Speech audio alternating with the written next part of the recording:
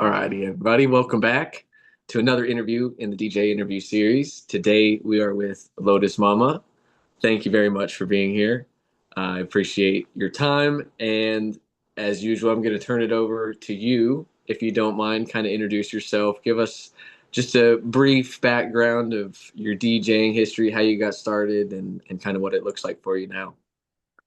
Yeah, I have been DJing since 2019, and I actually got this intuitive hit when my daughter was born that I wanted to start DJing. And so my baby daddy bought me my first deck and gifted it to me on my daughter's first Christmas. Nice. And it was it was so sweet. It was a surreal moment. And I started learning how to DJ with my daughter strapped to me and like on my lap. And I have cute videos of like her bopping to me DJing. And I actually started my first like beginning part of my DJ career. I started doing ecstatic dance sets. And that was actually the type of DJing that I first like kind of learned. A really dear friend of mine taught me how to DJ.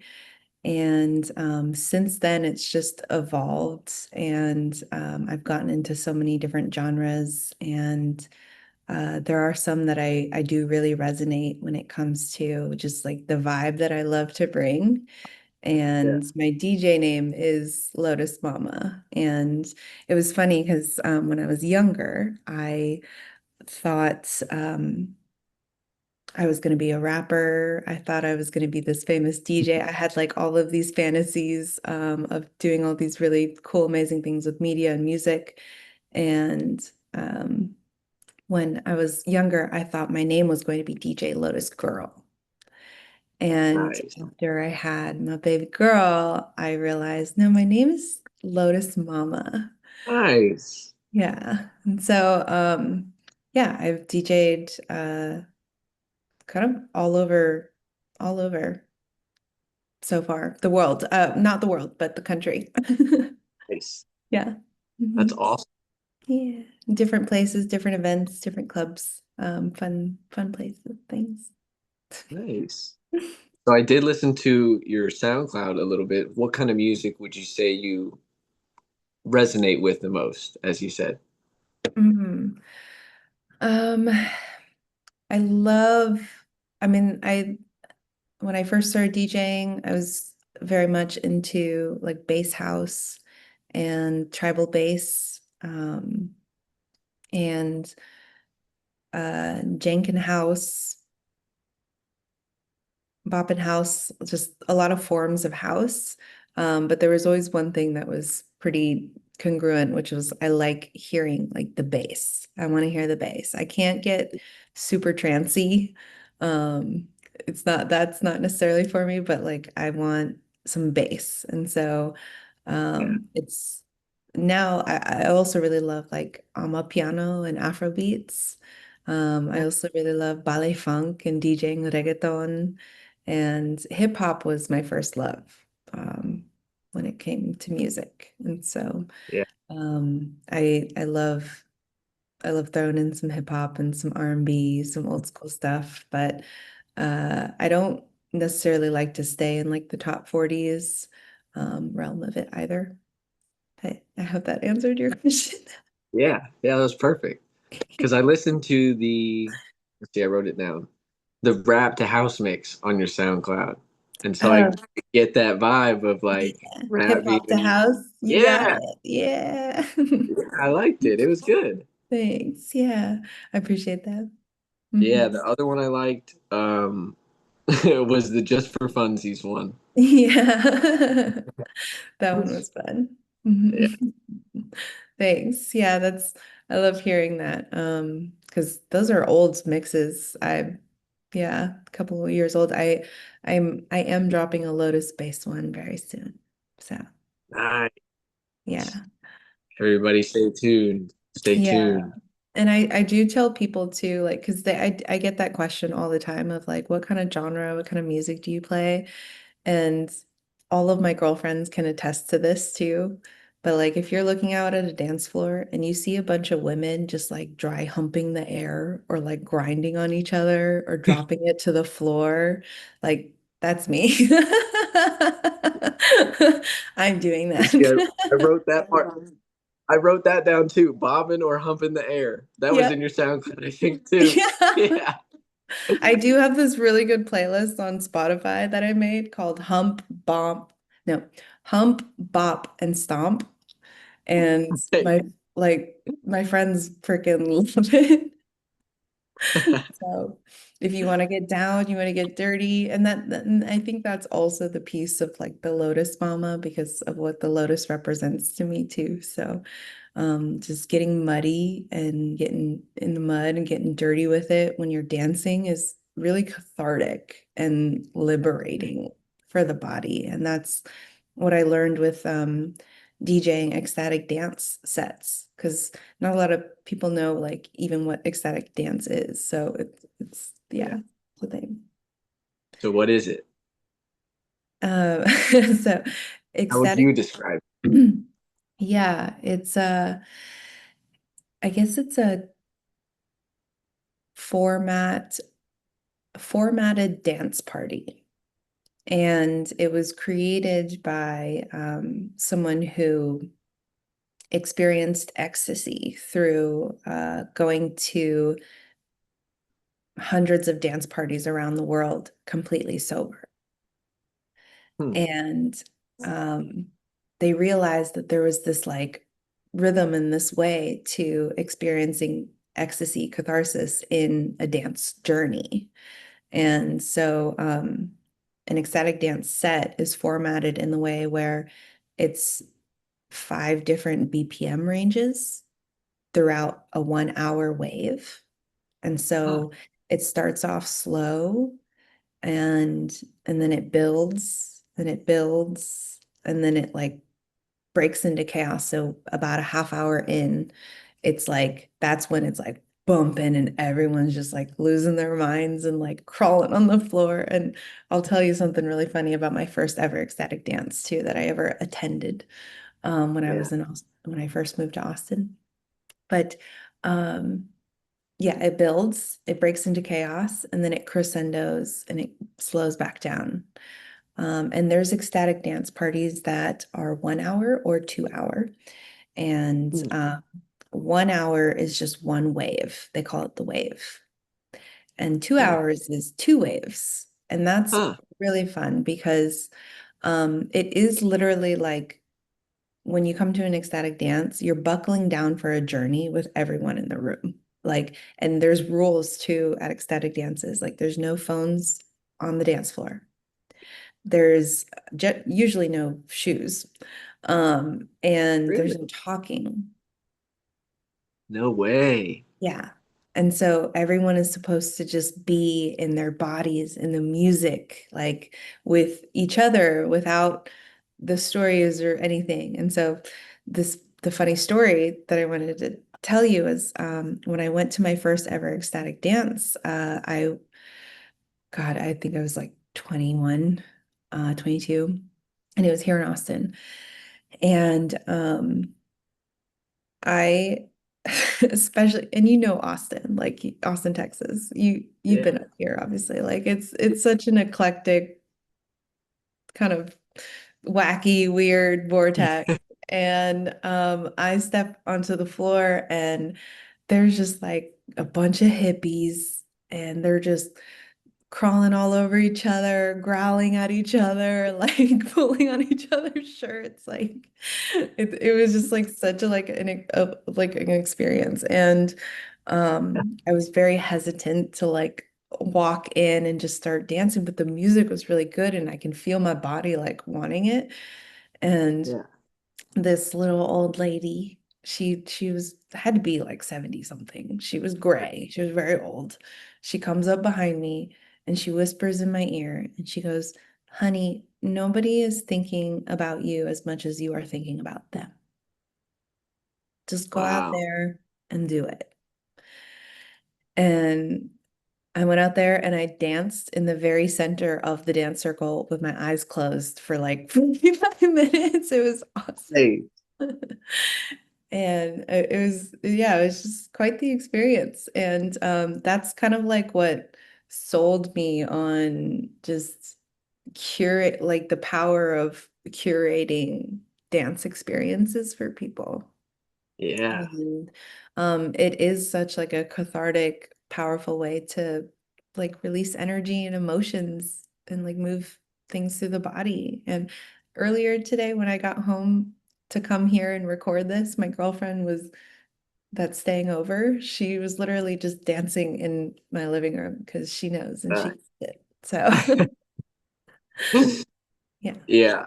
I live alone, and so there's constantly music pumping through this house, Hell and my dogs don't understand it. yeah. When I'm jumping around, they don't get it. Yeah. They're excited regardless, but they don't get it. Mhm. Mhm. That's really cool to hear because exactly like you said about um, nobody's thinking about you as much as you're thinking about them. Mhm. That's very true. Yeah. And I get to remember that as a DJ too, because I've had gigs where like I'm very nervous about like what people are going to think about the music because I've literally done downtown nightclubs to 2,000 person corporate events Huh. where I'm having to play like wedding music and like country songs. Yeah, Like so yeah, it's the Cupid shuffle. yeah. Oh God, that was terrible. I that was one of my worst gigs ever. And if someone who attended that is watching this, I'm so sorry. Because I was very nervous and in my head that night. And that is to speak into it too. It's like I when I'm too much in my head, I definitely like fuck up my sets a little bit. But when I'm just like not thinking about what other people are thinking and I'm just tuning into like the vibe and reading the room, like it feels good. So yeah. I agree. Fully agree. Mhm. So I'm gonna make you back up just a little bit Mhm. to something you kind of started to touch on, but in your Instagram bio it says no mud, no lotus, and I kind of think I know where you're going with it, but I want to hear where you're going with it first. Yeah, yeah. It's a quote by a Vietnamese Zen master named Thich Nhat Hanh, and it essentially means without the challenges, without the pain, without the sorrow, there is no joy, there is no happiness, there is no gratitude. Like we Yeah, get to as humans, it is a natural part of our existence to go through the mud and go through the murky waters of life in order to like find and experience the lotus on the other side. And it's a really powerful um symbol for me, obviously. yeah, My name is Lotus Mama. So, yeah. but yeah, no mud, no lotus. And it has helped me get through a lot of difficult times in my life. And even this period right now where the world can seem a little scary and uncertain. And I think it's just important to remember that on the other side of this murky water, there can be something really beautiful. It's just a matter of choosing to see it that way and choosing to do the work to get it to be that way. Yeah, Yeah. that's awesome. Mhm. I because that's a great mindset to have of I'm gonna kind of redneck the phrase here a little bit, Yeah, but go for it. without the shit, like the fun's nothing. Exactly, exactly. Yeah. And I mean, even, yeah, literally without shit, without compost, we would not be able to grow food for us to eat as humans. So, there's just so many analogies and metaphors that could be utilized around this to give people different perspective of seeing things. Yeah. And that is something that feels very aligned with my mission and my music and what I'm currently working on and producing right now. It's like I want to remind people that it's going to be okay, and we get to Yeah. rebuild from all of what is happening right now. So, Yeah. Yeah, I really like that. The quote that I use that is very similar, um, and a little more religious leaning, but um, is let's see, make sure I get this right. Thank you, Father, for without my struggles, my victories mean nothing. So hmm. that's the one that I repeat to myself That's beautiful. because Yeah. And yeah, that's the beauty of, what we were talking about earlier too, with like the religions. It's, every religion does have an avenue of just connecting and saying thanks and like having that devotion. Devotion, yeah, is to whoever it is. Like as long as there is, a connection, I think you're gonna be okay. fully agree. Because with that, regardless of where it's applied, there's Mhm.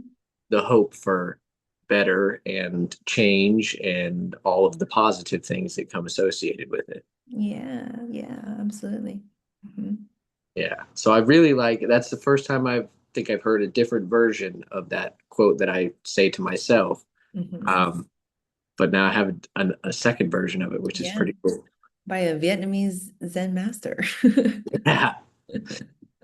So I'm a little bit curious. You said you, when you were younger, you had thought it was going to be Lotus Girl. Mhm. So how did you find this at a young, like that quote and maybe the lotus flower, like at a young age? Like how did Oh, I that happen? didn't And know what the led you quote to? at the time. Okay, Yeah, I didn't know the quote at the time. When I was like 8 or 9, I loved hip hop so much, and I have cousins who are half African American, and so like I grew up with this like big African culture kind of connection, and I just like wanted to be a rapper. I also am a big poet, and I write a lot of raps and poetry, and I've competed in contests growing up. And really like, yeah, I won a couple of contests, and uh, cool. yeah, and I just like wanted to be in the music industry. There was just something about me at a very young age that I was just like, I know I'm gonna do this. Like, Yeah, and I felt it. And it's funny because it's right now I feel like I'm even just in the baby phases of like all of what's coming. And so I'm excited. But yeah, Lotus Girl, like I loved lotus flowers. My grandfather was Japanese. I There was just like such a connection that I had to Oriental culture. And so Lotus Girl and I can't remember what was the other. I can't remember the other like rapper name that I had in my mind as a kid. I think it was like Ashes something. But yeah. I like it. I like it a lot. Mhm. Who's some top rappers for you? Oh boy. Atmosphere. Atmosphere is like a big one for me. I really loved him growing up. Tupac for sure. J. Cole, Nice, Kendrick. I also really love Chance the Rapper. nice. Shout out to Chance. And then I've really been digging Snow the Product lately. Huh.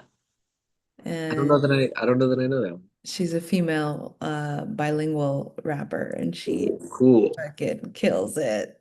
Uh, Wh- what's her name? Snow the Product. All right, we'll look it up. Mhm. Yeah, little sidebar, but I was like, let's Yeah. see. Uh-huh. I miss Mac Miller. Ah, for real, man. I miss Um, Best Day Ever is my hands down my favorite Mac song by a long shot. yeah. That's a good one. Damn, we lost so many in that era. Okay, I won't go down that. I won't do I know. that. Uh, so looking at a little bit of your Instagram, I was interested in in it looked like it was the Lotus House or the Lotus Room, hmm but it looked like it was kind of a combo between DJing and some kind of like meditation thing. Am I right? hmm hmm Would you care to Yes. elaborate? Sure. Yeah. Yeah. Cool. My one of my best friends and dear sisters, her name is Ashley. And we have started a company called Ashes to Ashes Productions, where we curate events and a few other things. We do a few other things, but the Lotus Room is the first of its kind of event, and so it's an experience. It's more than just an event. It's a renewal experience, and people get brought into this oasis, and they get to go through the mud with community and rise into beautiful lotuses. And we start off with a little bit of yoga and some breath work. And I guide them through a lotus meditation that I made. And a sound healer will play. And so we had this last one, we had Daniel Duran doing an Icaros sound healing. And while that's happening, Ashley is painting red kimberlite clay on people's chakras, like on the third eye and on the throat and the heart and the stomach if they want it. But red kimberlite clay is really powerful. It's this clay that we have sourced from Brazil, and it comes from a flat top in Brazil, and it has 127 minerals in it, and it's mostly silica, which is light, basically. And so the clay is like a light technology, and it helps purify and cleanse and detoxify and activates things for people. It's really great. And so then they get this clay painted on them, they're receiving the sound healing, and then I close them out of the meditation and the sound healing as them, emerging out of the mud into beautiful lotuses. And then we take a break and we have vendors and refreshments and food and just good vibes. And then we have a DJ and they just like drop awesome beats and we dance and um, it's meant to be framed as an ecstatic dance flow and set. Yeah. Um, and so the next one is in December, and I'm excited because I'm DJing that one. Nice. Yeah, yeah. That's And super. I also, with the website, thelotusroom.club, I'm building it to be a directory. So I desire for all of the performers and the DJs and the facilitators and the yoga instructors, like whoever we have to come in for our different Lotus Room events, to get promoted on our website. And so people can, learn more about them or book them right then and there if they loved the breath work or if they loved the DJ. And so, yeah. That's really cool. Thanks. So, how many people go into making this all happen total? I think I counted at least three. How many people go into making the whole event? Yeah. Yeah. Like, Well, it was there's at Ash. least, you said the DJ, well, the two Yeah. of y'all, and then the The sound healer DJ and the sound healer. and the DJ. Uh-huh. So there's four of us, but then we also had volunteers and our vendors and our partners too that came together. We held it in Soundstage on St. Elmo, which is one of the best music and film studios here in Austin. Not a lot of people know that it's there, and I highly recommend like doing things there. Um, and yeah. So I have questions. Mhm. What is a sound healer? And also, I know I told you this before we started, but I didn't say this to people who have been watching this. I'm pleading ignorance and asking a lot of questions from zero knowledge with a lot of this. I'm trying to learn. So, I what's a appreciate it. sound healer? Ooh, I am not one, so I don't know how best I would explain this, but a sound healer is someone who utilizes sound healing tools to help people get into alignment with themselves. Okay. And so I can even show you like some of the footage, but an example would be actually, if I can grab this would be this crystal sound bowl. Huh. And there's actually science around this kind of stuff because certain sound healing tools will play sounds at certain hertz frequencies. And hertz frequencies, like in my living room, hertz frequencies uh, are picked up by certain parts of our brains, and it helps activate certain things in our brains. Huh. And when it activates certain things in our brains, it activates certain things along the rest of our bodies and our energy centers. And so that bowl is tuned to a 432 hertz, which is the hertz frequency of the heart chakra.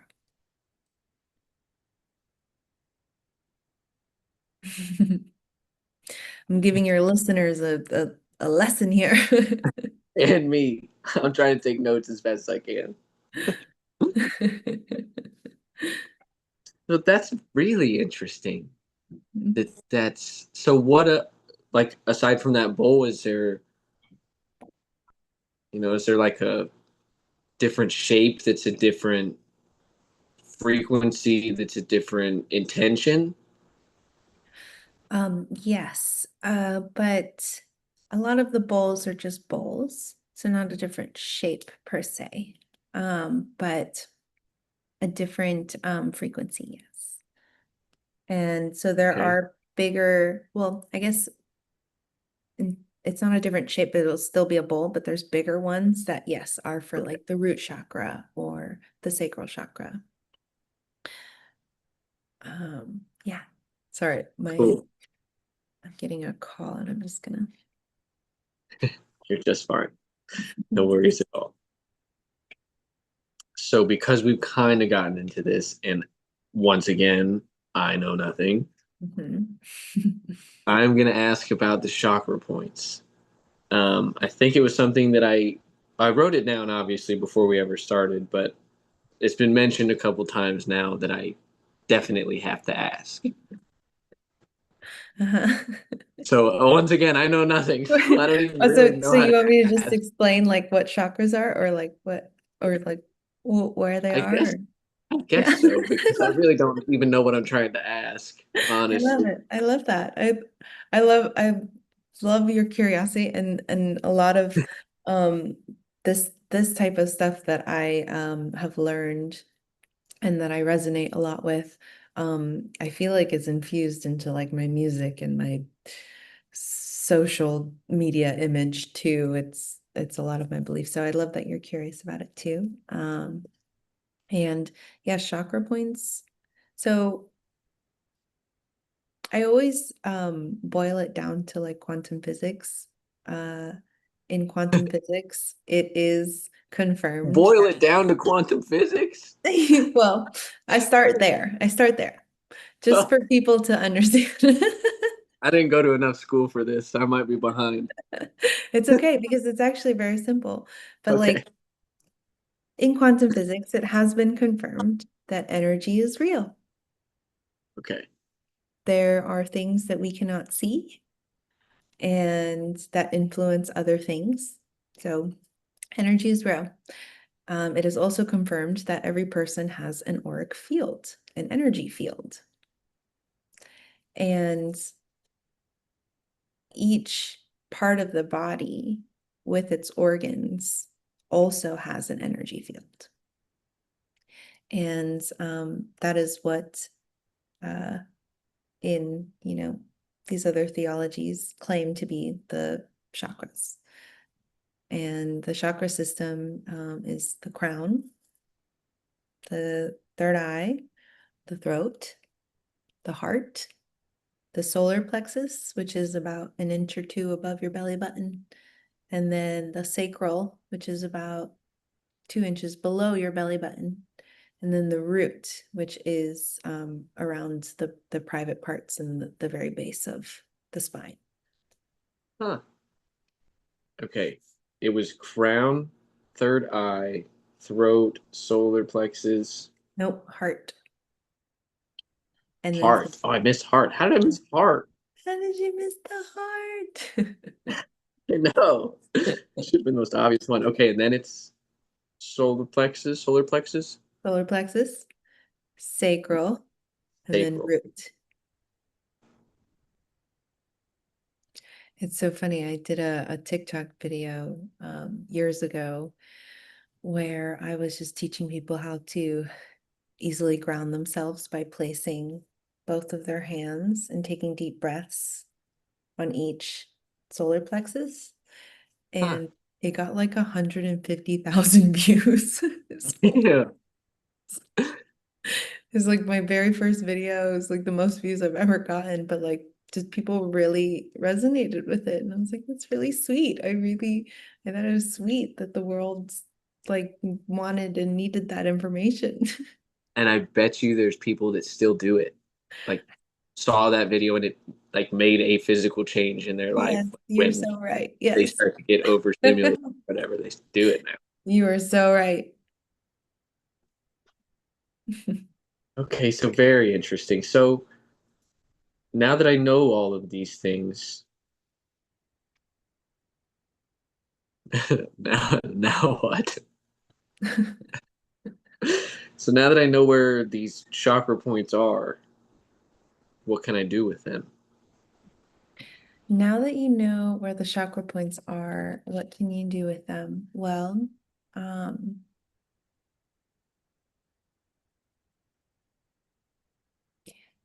so many things. So many things. You could do so many things. You could just ground with them. You can just, and I think just having awareness of them is beautiful too. And you can meditate and you can imagine the different colors of each one lighting up, because each one does have its own color. Uh, you can research, what heart chakra is and like there's so many resources online that are helpful for like seeing, let's say, for example, you're experiencing just like a lot of relationship problems or like um, having to have difficult conversations or like you're in a relationship where you're protecting your heart a lot and you want to just open your heart up more. You can, get a heart crystal singing bowl.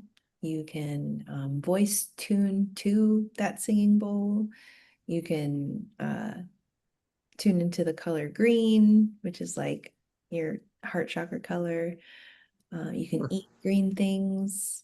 You can say affirmations that are related to the heart chakra. Like there's so many different ways in which that are helpful tools to like access and tune in and tap in. And it's connected to different aspects of your life and your being too. And I think that's why it's also a really helpful map for people if they're wanting to like begin a spiritual healing journey to just start there, dive into your chakras, because then you're going to see like what is blocking, my throat chakra from turning on and activating. Well, it's maybe a fear of being ostracized or a fear of, I don't know, failing at speaking, Anything. anything. Yeah. So, it's just nice to know these things. It's been really helpful for me. So, That's really cool. Especially as somebody who really doesn't know a whole lot about it. I got a lot of homework already. Um, I also, we've gotten very deep into that whole kind of tangent, but I think that's okay. yeah, Um, so to kind of try and tie it back to DJing here. yeah. So you're DJing the next event. What kind of music does that like? What does that look like as a DJ? Because Hmm. like when you're trying to get people like in alignment per se, oh well, I guess you're not DJing in the middle of the meditation and everything. You're DJing after everybody's all feeling good and ready to dance and And everything. celebrate and shake it Oh, off. nice, Yeah. nice. Mhm. And And so, go ahead. oh no, I was just gonna answer your question of what kind of music, or if that was your question. Yeah, Yeah, I'm gonna bring the bass. nice. And like I also when I first started DJing, I got really into like Troy Boy and Tape B Nice. and Levity and like all of those just like really bassy Grizz. Oh my God, I loved Grizz. Like I still love Grizz, but yeah. hmm Very cool. So it's going to be bass heavy. Bass heavy. Yeah. I love it. And Yeah. actually, listening to your SoundCloud earlier, um, did I write that down or not? I don't think I actually wrote it down, but I was. Oh yeah, yeah. It sounded like some hard house. Like it was pumping Yeah. for house. You know? Yeah. hmm Yeah, that's sick. hmm Um, Now you said you DJ'd from clubs to corporate events and soon to be more of a like I don't know, meditation kind of vibe or something. What is the difference between a club? Like, what's that like? The difference between a club and a corporate event? That's a great question. Um, between a club and a corporate event, or like a club and like an ecstatic dance set, or I mean, there's just it Any, yeah, it's so different. I guess I'm more asking about the corporate side of things because Yeah, I don't know that that's the route I want to go down. yeah, But as somebody who knows about that route, I can ask you. yeah. Like compared to getting to like so after your next Lotus Room event, you're gonna get to play music that you like and you want to play and you can jam out to. hmm So how rough was it to do the corporate event? Oh God, it was terrible. Um, I mean, there were some songs that like I liked. So a couple of hours before getting there, the CEO or head director or whatever, he sent me a playlist of the songs that he wanted. And Yeah, this playlist was like Big X the Plug and country music like Morgan Wallen and then like random like Nelly songs and then interesting. like Rufus songs. This like playlist was all over the place. And I was like, how okay, how am I going and DJing like those types of events are hard because like you're blending not just like different BPMs of songs and stuff, but you're blending like different genres. That was like a few different genres all in one playlist. And I was like, how the fuck am I going to do this? Um, and then, I mean, it was bad because the tech wasn't set up properly. My computer like spat out on me halfway through. We had to switch the audio mixer, and it was just like a lot of different things gone wrong. And it is very different, like especially because it was a lot of middle-aged like American folk. So it's very different than like a nightclub in Austin where I know how to get these people's asses to shake. Like is and there were some songs that like I absolutely love that are like all-time faves for me that I was just like having fun playing. But then the other kicker was that I had like a bunch of older drunk white women coming up to me being like, can you play The Wobble? Can you play Don't Stop Believing by Journey?" And this was like, what? I had this one girl come up to me and I was like, and it was hilarious because I had a feeling that she was going to ask this because she was asking me prior to me even starting if I could play some like Latin music. And she drunk while I was playing, she comes right up to me and she goes, "Are you gonna play some Bad Bunny or what?" I was like, "No, I'm not going to play Bad Bunny right now." I was like, oh my God. So uh, anyway. exactly like that. Just straight up and asked it.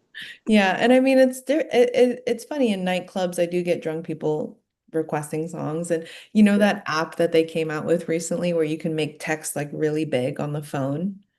Oh yeah. Like, and so like that's been a common thing lately. And you'll always see like somebody putting like Bad Bunny just so yeah. So your pick, if you had to pick, would be the clubs for sure. But even then, like last year, I during South by in Austin, which is for people who don't know what South by is, it's one of the craziest music festivals to hit a city personally, because there's just like shit everywhere happening all the time. And the city's just like in creative chaos for a week. And I had during that whole period, I think I had like a total of like 6 or 7 gigs. It was insane. And I had a lot of downtown gigs too. And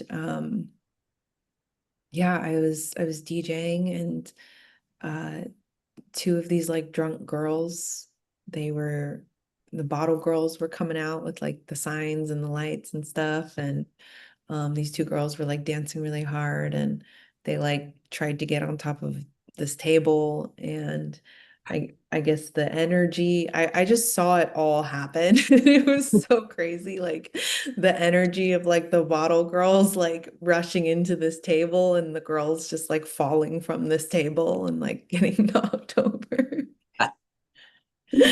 And I was just like, oh my God, what am I doing? Like what am I doing this for? Like I need to feel a deeper like purpose and connection to like when I'm DJing. Because yeah, so many thoughts came to me. I was just like, is it really like worth it? Like, is the money worth it? Like, and like I'm not really a big drinker anymore, but like when I was DJing downtown, I mean I get free drinks like all the time. So it's just like, and I love tequila, but I don't like to indulge in tequila. Like I don't want to overdo it on tequila. And so I definitely just I remember that night and just being like, I think I'm good on club gigs. And so Yeah. if I know the club owner and like, because like one of my dear friends like owns a few of the clubs, and like if I know that I can get like a good just like crowd of my friends out, like I'll say yes and I'll do it. But um I'm not really into the like nightlife scene. And then there's also like people who will come up to me and be like, play Sabrina Carpenter, play Taylor Swift. And I'm like, no. Yeah, So, because I'm not that kind of DJ, and it's yeah, fun because I mean DJing now for this long, I have almost what 6 years. I've learned like what I like to DJ, what I don't like to DJ, where I like to DJ, where I don't. So it's been a nice filtering system to discovering, more of what I want to be doing. So yeah. mhm. So in a this is kind of just tagging on.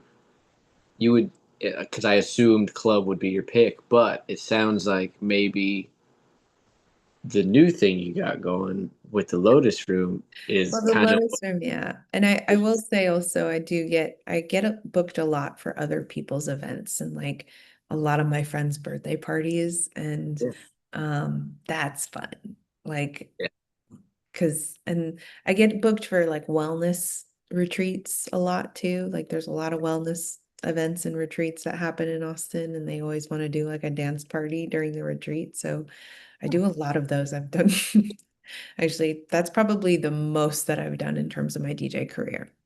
really Yeah, yeah. nice. I actually might even be getting flown to the Virgin Islands next month. Whoa, Yes, to DJ and facilitate and perform for a retreat mastermind that's like happening out there. nice. That's awesome. Yeah, yeah. So, That's really cool. mhm. I think that's really cool that it's gone from, you know, learning to DJ with your daughter to now you're gonna get flown somewhere to go play for people. I know. That's the crazy thing. And I was calling that in like after the corporate event too, when that was a big signal for me to be like, I think I'm good on taking these kinds of events. Like, I was like, I just am calling in more events that are aligned and that like my music, that like my vibe, that like value me and want me there. And so Yeah, that's what I'm sticking to. that's awesome. And I really like that idea too. And I think I'm kind of trying to stick to that standpoint is Mhm. trying not to go down like if I'm genuinely not interested in DJing for corporate events, like I don't even know that I know I shouldn't limit myself, I should go try it, but I don't know that I really want to. Mhm. I started to learn to Fair. DJ so that I could play the stuff that I wanted to hear. Fair. Mhm. Yeah, exactly. Well, I'm kind of getting to the end of my questions, but I got a couple left here at the end. Cool. Um, I get to go to bed soon. am I keeping you up past bedtime? I've been working so hard, Brock, like because I do so many other things aside from DJing, Obviously I'm a mom too, and I'm a mom half the time because she lives with her papa half the time. So yeah. Mhm. Yeah, I know the feeling. Way more than just DJing going on, and it gets Yes. tiring. Yeah. Yeah. Um, so in your course of your time as a DJ, it sounds like you've had a lot of different types of events, different types of environments. And so I'm kind of curious, and this is something I ask to everybody, but um, you're on the higher end of our experience chart here. So I think it'll be cool to see what you pick out. Love. What would like, do you have like a favorite moment or from like an interaction or something as in your time as a DJ where it made you say like, man, I'm really glad I'm doing this. Like that interaction or that moment was really cool. Like I'm glad that I continue to do this. I'm glad that I'm doing this. Yeah.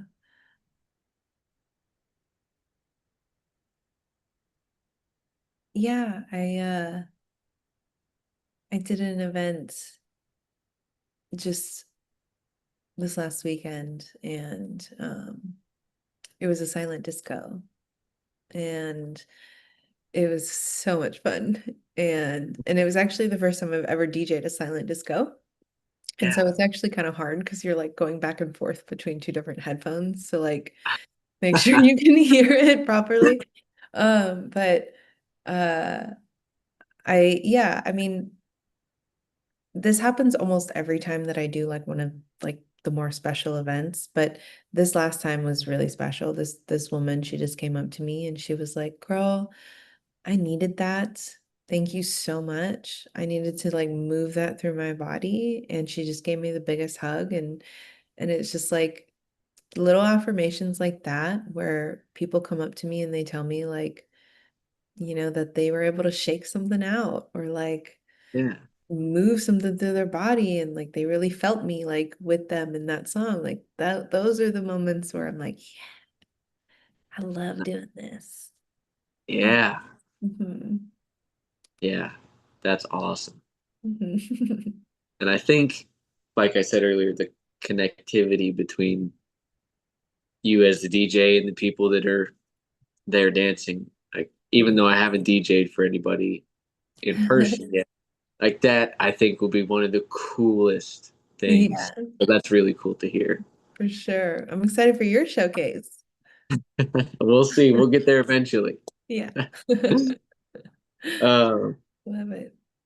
and then this is kind of my last one, but so every week, and actually, I think by the time that this interview is going up, you will be right after my 3 month mark. And so I'm going to kind of switch up how I'm doing content because, Yeah.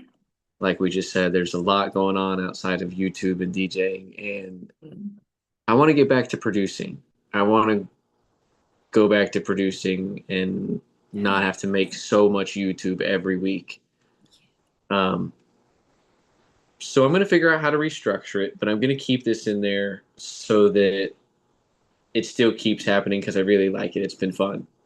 So every week, what I've done is at the end of the episode, I ask whoever I'm interviewing for some kind of either DJing skill or like effect or something along those lines that maybe they wish that they had started to practice sooner or that took them a long time to practice Mm. or it's just their favorite thing right now and they want me to do for my homework for the next episode that I put up on YouTube. Love That'll it. be a specifically practice session. So Yeah. if you got any homework, Hmm. I mean, there's a few tips because I do teach people how to DJ, or I can't, like I have helped people learn. And I mean, there's definitely one thing that I wish that I can learn soon. And I do have a friend, I'm learning how to produce music right now. But nice. one thing that I really want to learn how to do is a scratch. I want to scratch. And like I Yeah. feel like that is a skill that like definitely like takes practice because you're like listening in a different way for sound and beat to like match up with, you know, a drop or BPM or whatever. But um so that's one thing that I'm wanting to learn and that I would suggest to anyone because I just think that that's such a unique, if you can learn how to scratch, that's like a unique flavor that not all DJs have. It's And hard. yeah, yeah. No. But it can be soft too. It can be soft. And I um meant like difficult. yeah, I know. Okay. That one went right. My bad. It's okay. And when it comes to like I tell people in the beginning too when I'm teaching them how to DJ, one, learn your music. Like make playlists of the music that you love. Make sure that you learn it, know when your drops are, know when the beats are, and then learn how to find the beat. Learn how to find the BPM. There's too many DJs that I know that rely on seeing the lines line up on the screen. Yeah. Um, and sometimes it's you can't even do that. You can't even look at it. You need to just like count your 8 counts, know when the beat is starting and when it's about to Yeah. drop, know your song. Like that, I think is what makes a DJ really well, like really good because they're more intuitive with the music as opposed to technical. Yeah. Mhm. And I love Hmm. playing with filter too. Um, I love playing with filter when I'm phasing in and out music. I don't always um change the volume. I'll play with the filter when I switch songs. It's more fun. The sound is different and it's cool. Cool. Hmm. I have only used the filter one a couple times.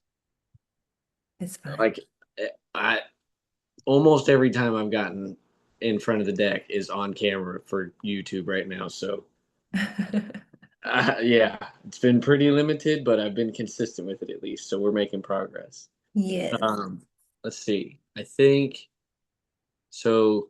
I think this is going to be interview 13. Interview 10, I did scratching as my practice. Hell And yeah. oh my gosh. I said in the beginning this might be unwatchable because that's what I was going to do is sit there and scratch 45 minutes. And so it's rough. And it's not really listenable either. You know, I'm sitting there trying to do it try, finding the timing of that's very difficult. It is, yeah. But yeah, it's a little easier with like old school hip hop songs. Try with that. Hmm. Just to get in practice.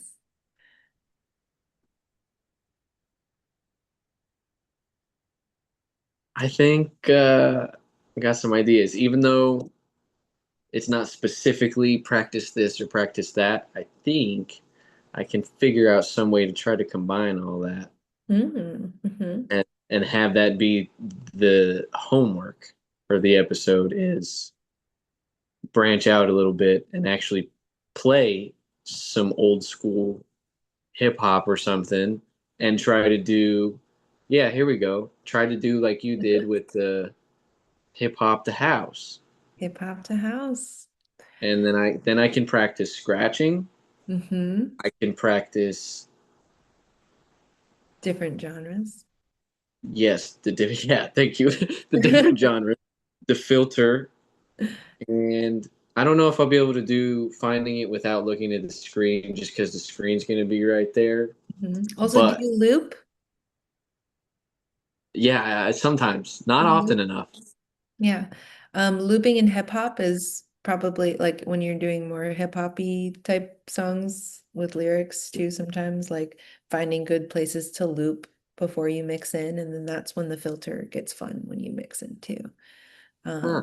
And then you can half you can half cut or cut the loop that's happening in half, and that's how people make drops because it's like, Yeah, half of the A count just like repeating itself and then yeah. filter out and yeah. Okay. Mhm. That might be what it kind of ends up being. Mhm. I'm gonna have to play around with the it might be filter and the looping Mhm. because then I can still do break into the rest of them, and that has me practice like a specific. Here's a transition that I don't know how to do, Mhm. and so even if I screw it up the whole time, that's okay because I'm learning. Yeah, Perfect. I love it. Thank you we very make much. we make art out of our messes, so I love Yeah. it. I love this for you. Thank you. Yeah. Um, that's about all I got. Do you have anything else you'd like to add? No, I'm this is such a sweet way of sharing some of my story and my message and what I'm here to do. And I appreciate your inquiries and curiosity, and I'm excited. Of course. Well, thank you very much for being here. Thank you very much for putting up with my line of questioning as somebody who knew nothing. No, you're fine. I But also really enjoyed the fish that was just occasionally swimming behind you on I the screen. It was really cute. got Scott and Joe in there, Oh my God, how cute. and I think they're both girls. Scotty and Joey. That's cute. Scotty and Josephina. There you go. Yeah. Cool. Well, it was so sweet chatting with you, Brock. Thank you so much for having me. I appreciate it. Thank you very much. Thank you for the homework. Thank you for all of the knowledge that I feel like I learned today, and I definitely have a lot of studying to do now. So thank you, thank you, thank you. I For appreciate sure. If you or if any of the listeners have questions, I'm here for it. I'm here to serve and love people into their enlightenment. So, Well, thank you. Yes, everybody watching, be sure to go check out Lotus Mama. We're going to have all your links in the video description. So be mhm. sure to go check her out. And thank you again very much for being here. I really appreciate it. Yeah, you too. I'll talk to you soon. Thank you. Thanks.